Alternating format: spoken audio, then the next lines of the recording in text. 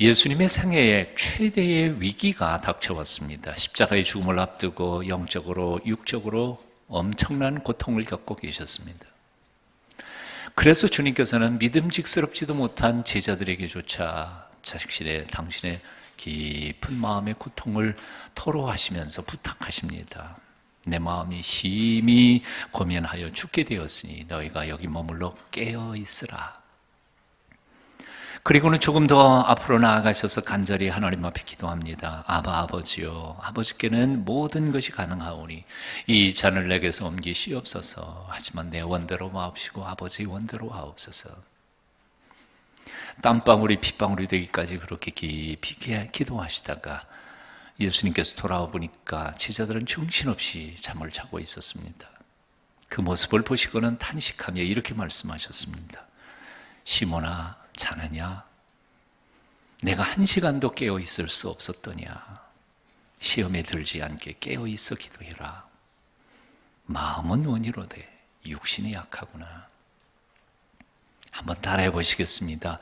마음은 원이로되 육신이 약하도다. 제자들의 실패의 원인은 마음에 있는 게 아니라 연약한 몸에 있었습니다. 굉장히 중요한 가르침입니다. 마음은 원합니다. 깨어있기를 원하고 금식하기를 원하고 말씀대로 살고 싶고 정말 주님 뜻대로 부끄럽지 않게 예수 정말 똑바로 한번 믿어보고 싶고, 근데 문제는 훈련되지 못한 이 연약한 몸이 말을 들어주지 않는 것이지요. 워치만 이 형제는 이 본문을 깊이 묵상하다가 정상적인 그리스도의 사역자라고 하는 책 속에서 다음과 같이 자기 생각을 적었습니다. 그렇다. 마음만 원해서는 안 된다. 원하는 몸도 함께 있어야 한다.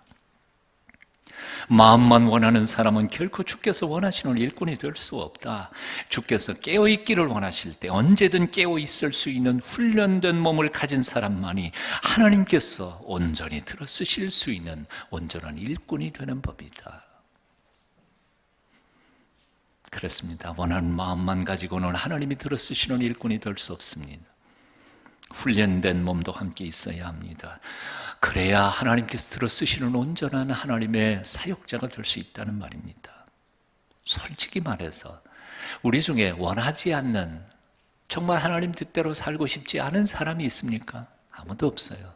예수 믿는 사람 치고 정말 하나님 뜻대로 모두 다 살고 싶지요. 하나님의 명령대로 살고 싶고요. 그래서 하나님의 놀라우신 축복과 은혜를 풍성히 받아 누리는 파워 크리스천 되고 싶지 않은 사람 세상에 아무도 없어요. 맛있게 예수 믿어보고 싶어요. 우리 중에 누가 일부러 부부관계를 망치고 싶은 사람이 있겠어요? 누가 행복한 가정을 만들고 싶지 않은 사람이 있겠어요? 사랑하는 자식들에게 좋은 부모가 되고 싶지 않은 사람이 세상에 어디 있겠습니까? 일부러 학교에서 말썽꾸러기 되고 싶은 아이가 누가 있겠어요? 직장에서 일도 못하는 고문관 노릇 누가 하고 싶겠어요?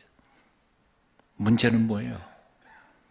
마음은 간절히 원하지만 훈련되지 못한 이 몸이 말을 듣지 않아서 문제인 거죠.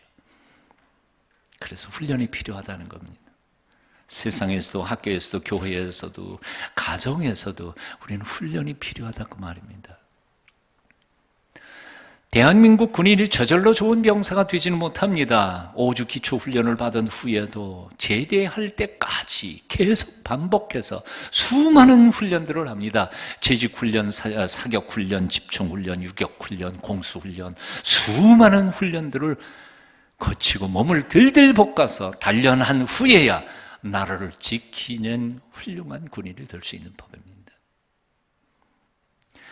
오래전에 한 병사가 수류탄 투척장에서 수류탄을 잘못 던졌습니다. 목표로 날아간 게 아니라 뒤에 대기하고 있던 병력 한복판에 수류탄 실탄이 떨어졌습니다. 그것을 처리할 수 있는 시간이 없어서 그걸 바라보고 있던 중대장이 자기 몸을 엎었습니다. 그리고 산산조각이 났습니다. 아시는 분은 아시겠습니다만 그 중대장의 이름이 바로 강제구 대위였죠. 죽은 다음에 추서해서 소령이 됐습니다만, 훈련받지 못한 군인은 나라를 지키기는커녕 자기 전우를, 목숨을 위협합니다. 제대로 훈련받지 못한 신앙인들은 교회를 부흥시키기는커녕 교회 문을 닫아버립니다. 요즘 그런 일들이 얼마나 많이 일어나고 있습니까? 훈련받지 못한 신앙인은 하나님께 영광을 돌리는커녕 오히려 하나님의 영광스러운 이름들을 모독을 받게 하는 일들이 세상에 너무 많습니다. 훈련이 없이는 십자가의 군사가 될 수 없습니다. 훈련이 없이는 성숙한 크리스찬이 될 수 없습니다. 그래서 영어로 제자, disciple 이라는 말은 discipline, 훈련하다라는 말에서부터 온 것입니다. 훈련은 저절로 태어나는 게 아닙니다. 훈련을 통해서 거듭나는 것이죠. 고난주간을 시작하는 종료주일 아침, 우리는 겟세마네 동산에서 탄식하시던 우리 주님의 음성을 다시 한번 깊이 새기면서 묵상하고 들어야 하겠습니다. 시몬아, 자느냐? 내가 1시간도 깨어 있을 수 없더냐? 시험에 들지 않게 깨어 있어 기도하라. 마음은 원인데 육신이 약하구나. 혹시 주무십니까? 육체적인 잠이 아니고요, 영적인 잠을 얘기하고 있어요. 잠시 동안도 깨어 있을 수 없습니까? 시험에 들지 않도록 깨어서 기도하셔야 합니다. 훈련해야 합니다. 깨어있는 훈련, 기도하는 훈련, 금식 훈련, 묵상 훈련, 예배 훈련, 순종 훈련 다 훈련해야 합니다. 말을 잘할 필요는 없지만 잘 말하는 훈련을 받아야 합니다. 35년 동안 목회하면서 제가 경험한 것은 교회 안의 싸움의 거의 80%가 교인들이 서로 잘 말하는 표현, 훈련이 안 돼 있어서 그렇습니다. 생각은 다 똑같아요. 비슷해요. 그런데 욱해가지고 상처 주는 말만 하는 사람들이 얼마나 많은지 몰라요. 청산유수처럼 말할 필요 없어요. 그러나 내 속에 있는 진심을 잘 상대방이 상처받지 않고 잘 표현할 수 있는 훈련을 필요합니다. 기도하는 훈련 필요해요. 권사님이 되셨는데도 은혜롭게 기도를 인도할 줄 모른다면 그 권사님 자격이 없어요.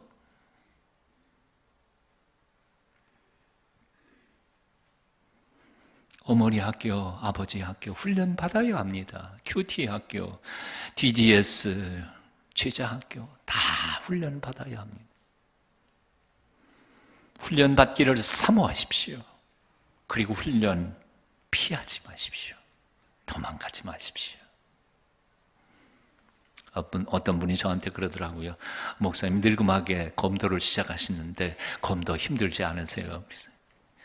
대답해 보세요. 힘들까요? 힘 안 들까요? 어떻게 하셨어요? 예. 혹시 검도장에 오셔서 저를 본 사람들은 가끔은 사범님하고 대련 붙었다가 헉헉거리면서 도저히 숨을 쉴 수 없을 만큼 힘들어서 저 귀퉁이에 툭 가서 2분, 3분 동안 이러고 겨우 일어서는 저의 모습을 아마 보신 분은 있을 거예요. 영하 5도, 영하 10도쯤에 이런 옷을 벗고 그 차가운 도복을 갈아입는 그 기분을 아시겠어요? 끔찍스러워요. 오늘도 도장 내려가야 되나? 오늘은 제낄까? 2부 예배 때 이 얘기를 했더니 지금 검도 시작한 모 집사가 목사님도 그러셨어요. 제게 희망이 보이네요. 당연하죠. 운동하기 좋은 사람이 누가 있겠어요? 운동은 끝나면 좋지만 운동하기 시작 전은 어려워요. 힘들어요. 안 하고 싶어요. 아주 유명한 미국의 영성가 한 사람이 있습니다. 그야말로 운동 많이 하시는 분이에요. 어떤 사람이 이렇게 물었어요. 운동하다가 다치기도 한다는데. 그랬더니 그 양반이 대답하고 다치기도 하죠. 그럼 뭐하러 해요? 다치지 말고 그냥 운동 안 하고 그냥 살죠. 그랬더니 그 양반이 아주 굉장히 중요한 얘기를 했어요. 예, 운동하다가 다치기도 해서 병원에 입원하기도 하죠, 가끔.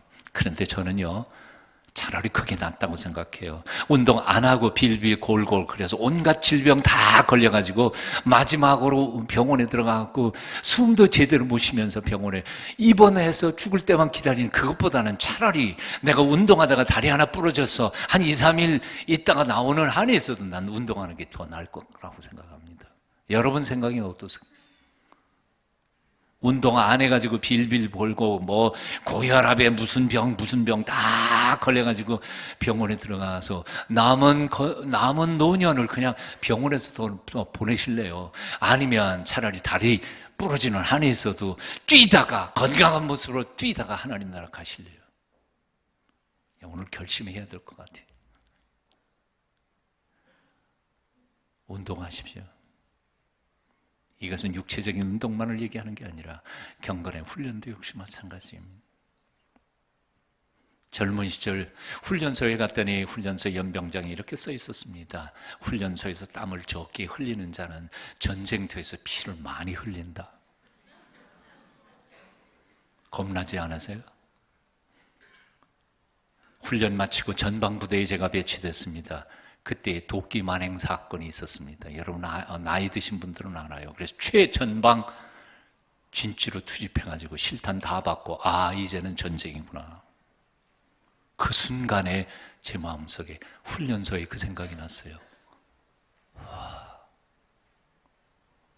어떻게 될지 어떻게 알아요? 교회 안에서 영적 훈련을 제대로 받은 사람은요, 세상 속에 나가고 당당하게 잘 싸워서 승리하면서 돌아와요. 한데 교회 안에서 경건 훈련을 제대로 못 받은 사람은요, 세상에 나가서 주워받고 사탄에게 유혹받고 그리고 지리 고생 죽도록 하다가 교회 와가지고 그냥 밤낮 하나님 앞에 왜 하나님 그리고 징징 울면서 도와달라고 울며 기도만 해요. 어떤 사람 되실래요?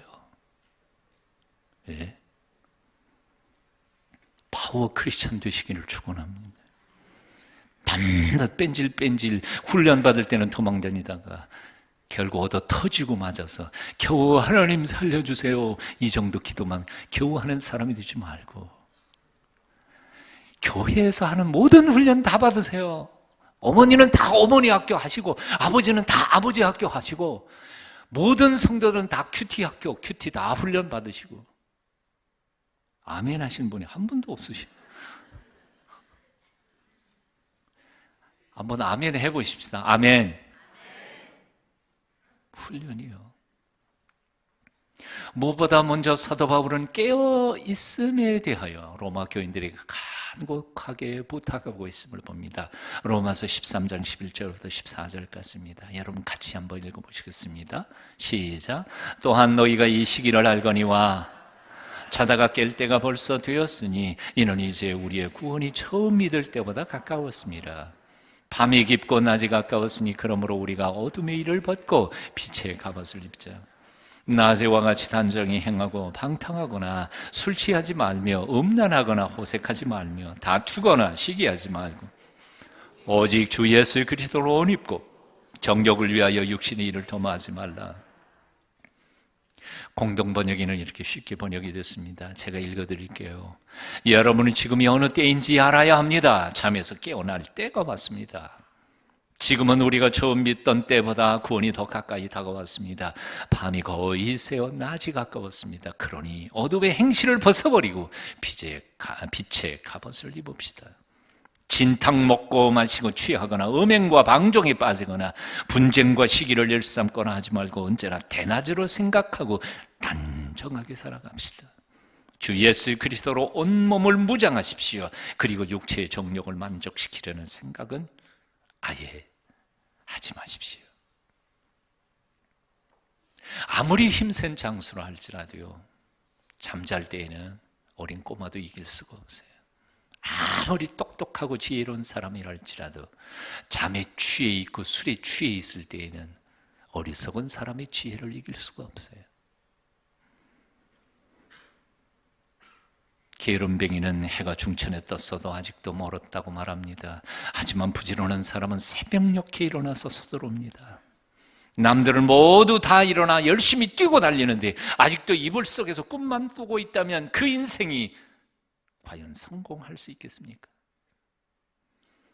남들 모두 아직 잠에 취해 있을 그때에 일찍 일어나 새날을 주신 하나님께 감사하며 하루를 준비하는 사람들은 틀림없이 멋진 인생을 살게 될 줄로 믿습니다.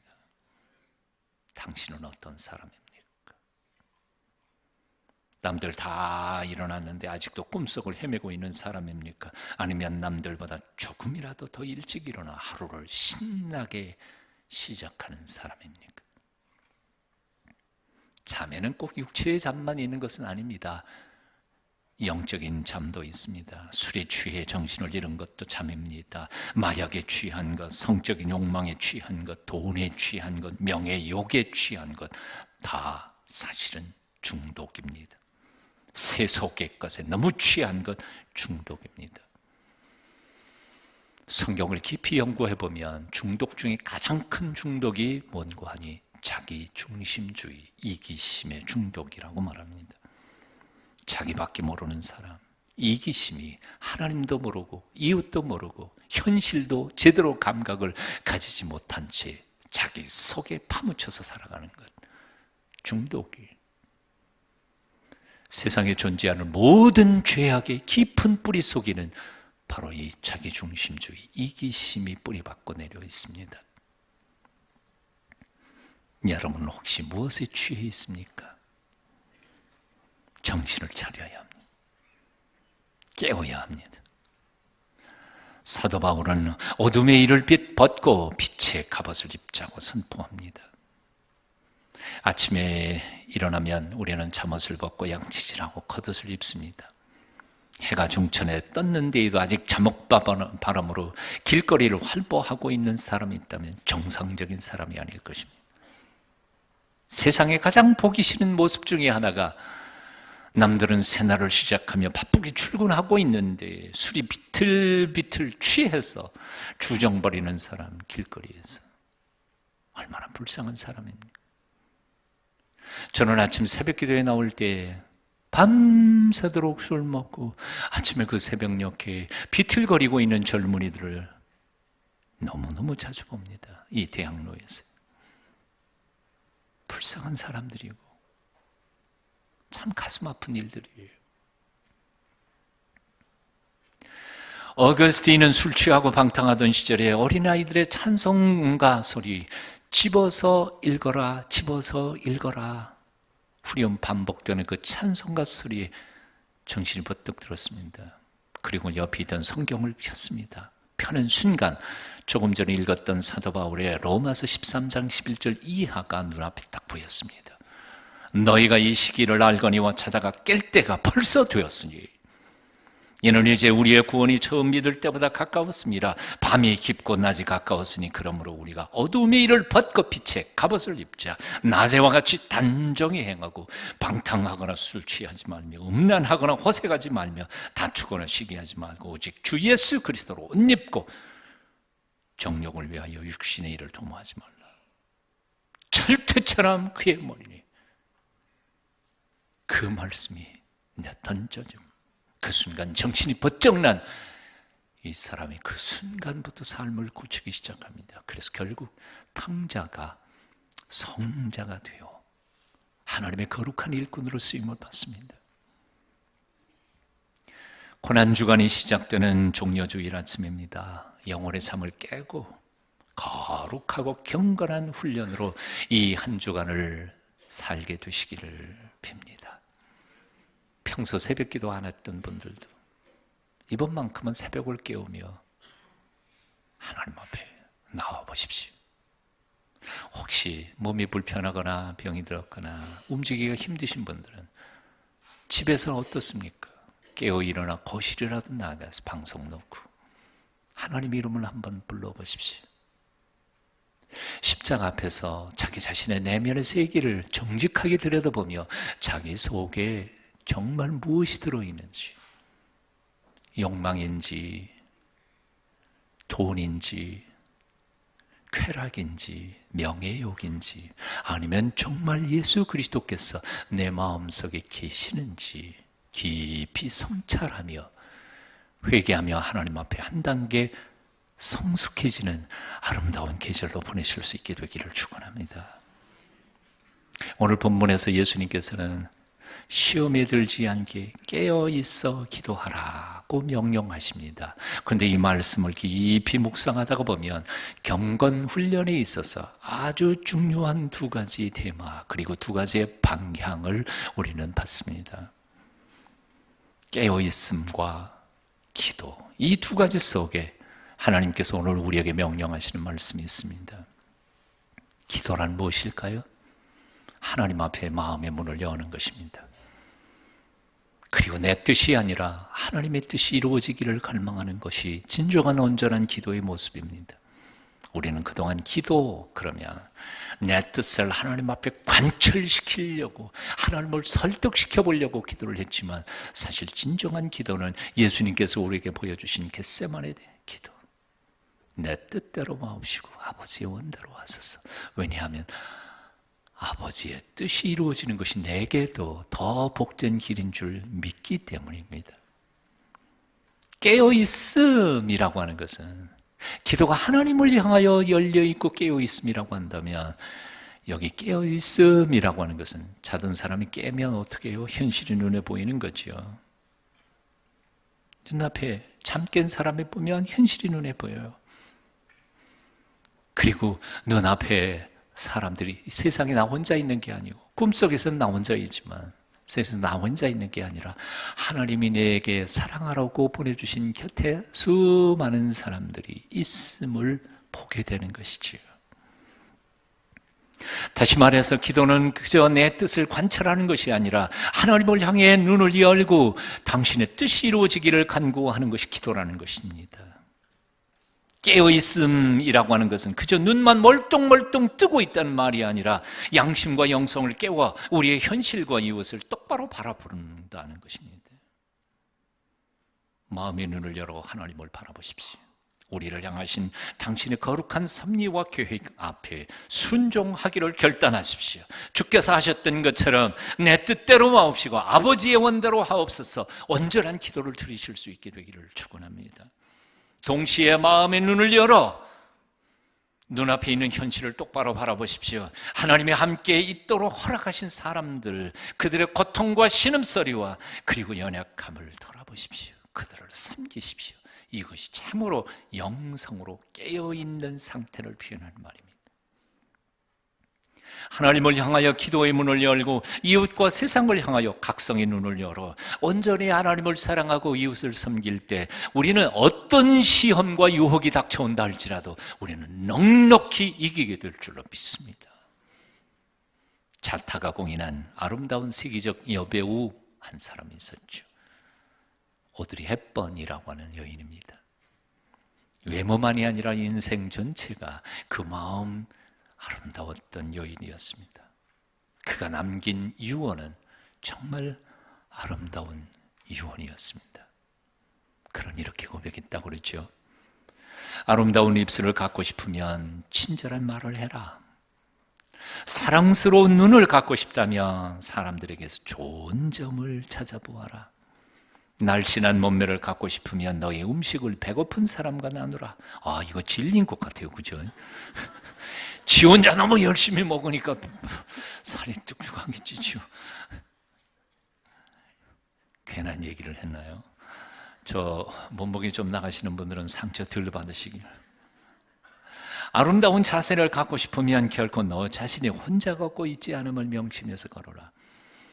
사람들은 상처로부터 복구되어야 하며 낡은 것으로부터 새로워져야 하며 병으로부터 회복되어야 하고 무지함으로부터 교화되어야 하며 고통으로부터 구원받고 또 구원받아야 한다. 그 다음 구절은 함께 읽어보실까요? 시작. 결코 누구도 버려서는 안 된다. 나는 이 말이 너무 이 세상에 버려져도 되는 사람은 한 사람도 없어요. 부가치한 사람 한 사람도 없어요. 결코 누구도 버려져서는 안 돼요. 기억하라. 만약 누군가 도움의 손이 필요하다면 너희 발끝에 있는 손을 이용하면 된다. 내가 나이가 들면 손이 두 개라는 것을 발견하게 될 것이다. 한 손은 너 자신을 돕는 손이고 다른 한 손은 다른 사람을 돕는 손이다. 참 아름다운 이혼이에요. 세상에 아름다운 사람이란 어떤 사람일까요? 그리고 세상에 깨어있는 영성으로 기도하는 사람이란 어떤 종류의 사람일까요? 아까도 말씀드렸지만 기도는 하나님을 향해 눈을 여는 것, 당신의 뜻이 내 삶 속에 이루어지이다 하고 고백하는 것, 깨어있다는 것을 이웃을 향해 마음을 열고 사랑하며 섬기는 것. 어떤 분이 다음과 같은 글을 또한 적었습니다. 말씀을 지르면서 이 말씀 한번 더 생각해 봅니다. 불평하는 사람은 추합니다. 그러나 감사하는 사람은 아름답습니다. 저주하는 사람은 추합니다. 그러나 축복하며 기도하는 사람은 아름답습니다. 오직 자기만을 위해 돈을 끌어모으는 사람은 추합니다. 자신의 피땀 어린 재물을 기꺼이 풀어 나누는 사람은 아름답습니다. 명품으로 몸을 휘감고 가난한 사람 멸시하는 사람은 추합니다. 비싸지 않아도 정갈한 옷 입고 하나님 앞에 엎드려 이웃을 위해 기도하는 사람은 아름답습니다. 천하를 호릴 미모로 옆 사람을 경멸하는 여인은 추합니다. 잘나지 못했지만 누굴 만나도 따뜻한 미소로 대하는 얼굴은 아름답습니다.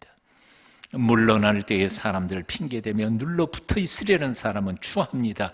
하지만 아무리 붙잡아도 물러날 때를 알고 조용히 물러나는 이는 아름답습니다. 요즘에 정치인들이 이걸 좀 읽어야 되는 것 같네요. 2016년 부활주의를 한 주간 남겨놓고 참으로 이 한 주간 동안 사랑하는 여러분 아름다운 사람들이 되시기를 축원합니다.